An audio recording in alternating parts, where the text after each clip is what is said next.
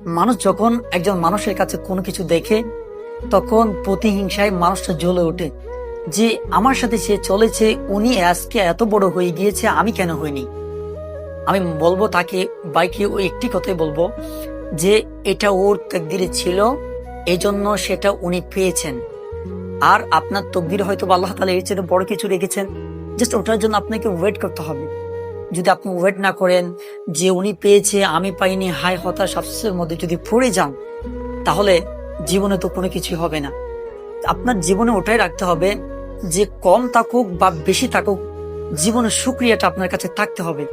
কারণ যে মানুষের জীবনে শুকরিয়া নেই, সে ব্যক্তি জীবনে কোনো কিছুই করতে পারবে না। এই জন্য শুকরিয়াটা আমার আপনার জীবনে অনেক বড় প্রয়োজন। যে ব্যক্তি শুকরিয়া অর্জন করতে পেরেছে সে ব্যক্তির সফলতা অর্জন করতে পেরেছে, যে ব্যক্তি শুকরিয়া অর্জন করতে পেরেছে সে জীবনে কাম্য হয়েছে।